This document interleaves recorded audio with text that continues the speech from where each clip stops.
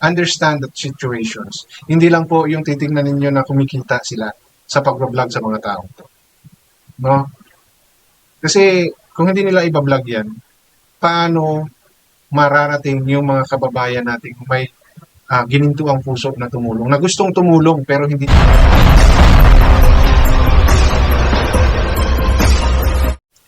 Alam nyo, kahit na anong sabihin ng iba, lalo na doon sa mga legit charity vlogger, hindi po maikakaila na malaki talaga yung itutulong nila sa buhay ng mga taong tinutulungan nila.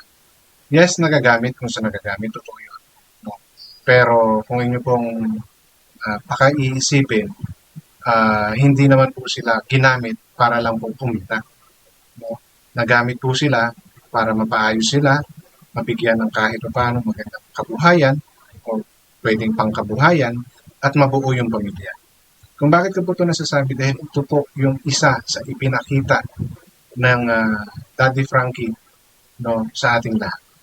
Yung pamilya nila Olivic, Aljon, RJ, no, John Paul, at ng nanay at tatay. Doon po sa nakasubaybay sa journey ng pamilyang ito, nakita naman po natin kung paano sila nagsimula. Na ang tanging target lang no, ng Daddy Frankie ay yung nanay nila, na isa rin palang teacher, no, na nawala sa katinoan or so many reasons maybe. End point of it is yung depression. So, hindi po nila inabutan. At yun pala, may mas worse pa na nangyayari sa kanila. Yun ay yung mga anak katulad ng Alpolibig na halos sumunod na si Aljon, no? And ang pinakakawawa, si John Paul. So, ito po ay isang pamilya na nagkawatak-watak. Na dahil sa tulong ng isang charity vlogger na si Daddy Frankie, maaayos po yung buhay. No? Kaya doon po sa mga kumu-question, tingnan nyo naman po sana kung ano po yung tulong na ibinigay, no, ng mga charity vloggers like Daddy Frankie. Wala pong masama na questionin niyo kung yan po ay talagang gumagawa ng panglalamang sa kapwa. No? Kasi, oo, diba may agency tayo to help these people, pero magagawa kaya nila yung ginagawang ito nila Daddy Frankie? Diba? Yes, oo. Nagagawa nila Daddy Frankie yan kasi may perang involved, may sponsor. Diba? Ang gobyerno din naman, diba, may nakalaan na budget. Nagtatanong lang po ako, hindi po ako naninira or kung ano man, no? Kasi ito po ay isang halimbawa, no, ng tunay na pagtulong sa ating mga kababayan. Hindi ko po inaalis na kumikita sila sa kada video na ina-upload nila. May pera po talaga. Pero kung titingnan nyo po, yung pera na yon plus yung tulong na binibigay nila, yung effort nila, no, yung pagpunta nila sa mga lugar na yan, yung paglalagay nila sa buhay nila sa alanganin, di ba? Napaka-risky po nun. So sana naman, no, bago ninyo babaan ng rules itong mga charity vlogger na to, sana po isipin ninyo kung ano yung ginawa nila na hindi ninyo nagagawa. Inuulit ko, may batas, yes. But it should be implemented. And as you implement that, dapat kayo ay may ginagawang aksyon doon sa mga tao ito. Hindi po basta na nyo na lang sinabihan na kasi ganito, ganito. Ano po yung plano ninyo? Oras na yan ay binalik nila. Di ba? Sige, sabihin na natin, binalik nila yung mga yan. Aalalayan nyo po ba yan doon sa mga pangangailangan nila? Itutuloy nyo po ba yung mga nagawa na ng mga charity vloggers na yan, like Daddy Frankie, Tekram, and Connie Alden? Di po ba? Yun po yung aking question lang naman. Kasi sa ginawang ito ni Daddy Frankie, mabubuo po yung isang pamilya na halos wala ng pag-asa. Tatay na 3 years na hindi umuwi. Panganay na anak na ngayon feeling niya siya na yung angel of God, di ba? Yung sumunod na ngayon ay ina-isolate na yung sarili dahil malapit na siya. Di ba? Maigi, meron pang isang matino na natira na gumabay sa nanay nila. So, yun lang po naman yung sa akin, no? Sa loobin ko regarding sa mga, kasi paulit-ulit na nababanggit ni Daddy Frankie na, yun nga, totoo naman na may mga pamilya yan na pwedeng magbantay, no? Mag-alaga. But are they capable of continuing the medications na kailangan ng mga yan? Alalahanin po ninyo, binalik lang yan, pero hindi pa po yan 100% okay, no? At hindi po yan magiging 100% okay for the rest of their life kasi nagagamot na sila. So, yung pagsusustain po ba na yon kayang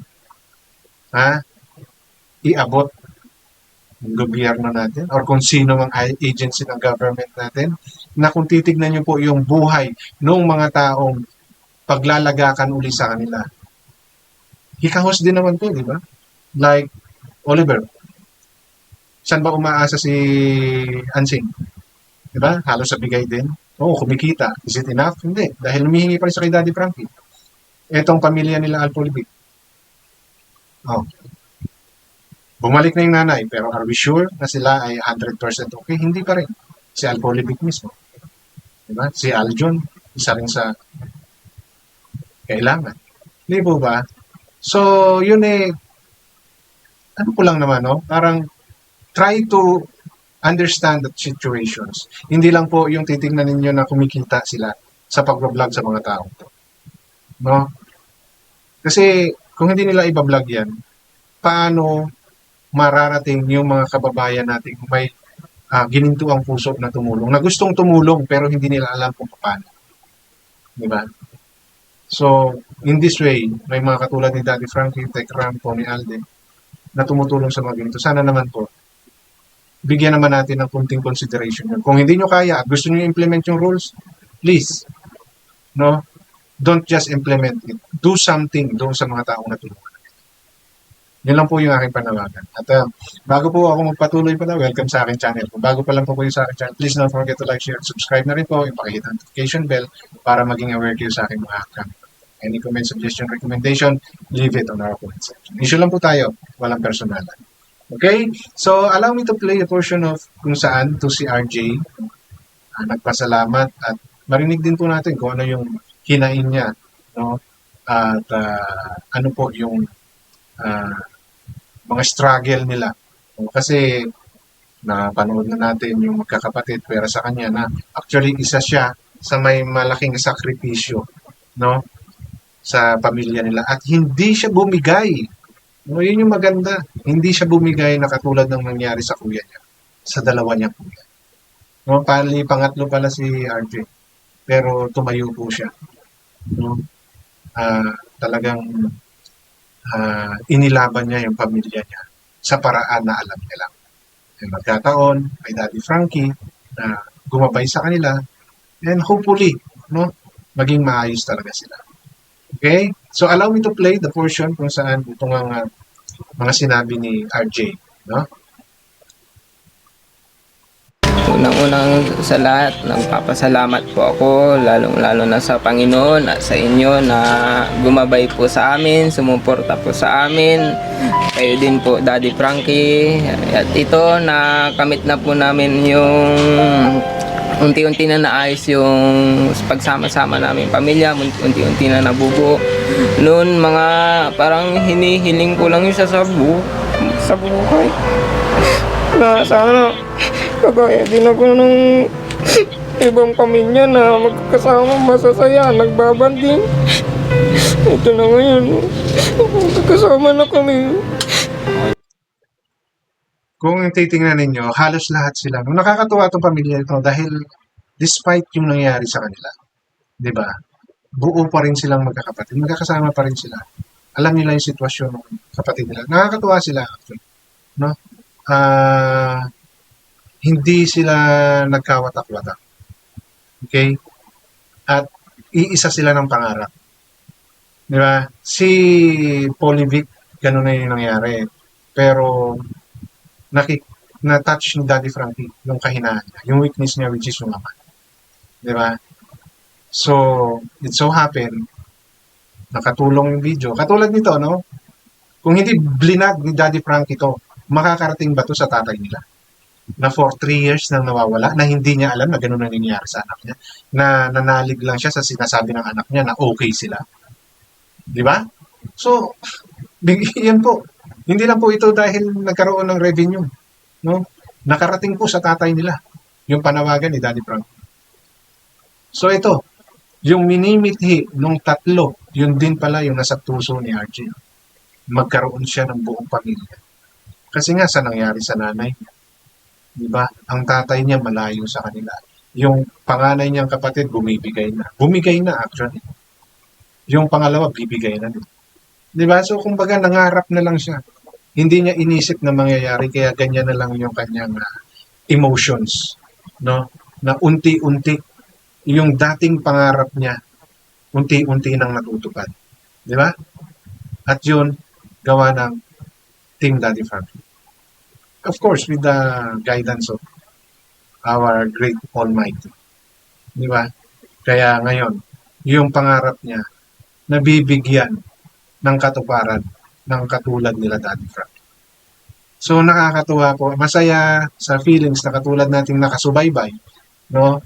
Na makita na yung pamilya na sa tingin nila, no, nilang magkakapatid ay hopeless na, pero patuloy silang kumapit, no? Patuloy silang lumaban. At ito, although hindi pa ganun ka galing si nanay, no, at least nandiyan na si tatay nila na susuporta, na gagabay sa kanila. Yun yung nakakatuwa doon. At yun nga, yung hinaing ni RJ, same with the rest of them. Pero si Alpolivic talagang lumalaban pa. No? May gusto pa talaga siyang patunayan na wala siyang problema sa pag-iisip. Well, actually, maybe slight lang eh. No? Yung continuous ng gamot, yung gamot at yung the way niyang iniinom yung gamot. Uminom kasi nakita naman natin nung sinumpong siya ulit, 'di ba? Uminom siya ng gamot tapos nag-bike siya imbis na magpahinga. So ang tendency niya, feeling niya dahil sa gamot nanghihina siya. Hindi niya naisip na nung ininom niya yung gamot nagpapakapagod siya. Diba? So, medyo talagang kailangan talaga ni Alpolivic na makita ng espesyalista. No? At mabigyan siya ng gamot. Kasi si nanay, I think kailangan pa rin ng medications. Kasi gina-justify niya sa maling paraan yung sinasabi ni Alpolivic. No? Na feeling niya, siya yung panganay, feeling niya siya daw siguro. No, I don't think na may mga ganong panganay na iniisip. Ano. So, si nanay need talaga rin ang further assistance at gamot, education pa. So nakakatuwa lang to know na ito na sila ngayon, ito na sila. Unti-unti na silang nabubuo. And sana magtuloy-tuloy. No? Magtuloy-tuloy. So sa mga patuloy na sumusuporta sa mga ka-charity vlogger like Daddy Frankie, tuloy na lang po yan regardless kung ano man yung sabihin ng mga taong kumu-question sa ginagawa nila. No? Mahalaga po, nakikita natin yung result ng tulong na ginagawa ng mga katulad nila Daddy Frankie at Telegram. No? Na kung kumikita man sila, bumabalik din naman yun. At consider it as a job. No? Pero hindi ka nang lalamang. Wala namang pang lalamang dito eh. Dahil alam naman natin lahat kung ano yung lahat naka-vlog, no, kay Daddy Frankie. As much as possible, yun yung ginagawa niya. Yung transparency. And for sure, may record yung mga yan.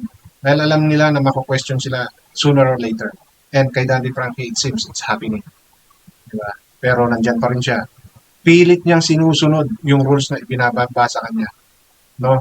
Patunay lang po yan na ang talagang intensyon ni Daddy Frankie is to help our puspalad ng mga kababayan katulad nila. And nanduron po yung ano niya satisfaction niya no? Yung makatulong. And of course, those sponsor. Nandoon din po yung satisfaction ng sponsor no? Na makatulong in behalf, no? Nila. No? Pinadadaan nila kay Daddy Frankie at naibibigay yung tulong nila. So, para sa kanila, makatulong sila. So, sana naman, unawain din yun. Ngayon, kung kaya ng panindigan ng gobyerno natin, ng ahensya natin ng gobyerno natin, na tulungan yung mga katulad ng mga tao to, well, they have, no? They have the authority to stop them. But for as long as hindi ninyo kaya, sana naman, medyo intindihin ninyo yung ginagawa nila. Hindi po yung batas natin. May naman kung ini-implement talaga. Di ba? So, yun lang po yung gusto kong share sa content na to and hanggang dito na lamang. Maraming salamat.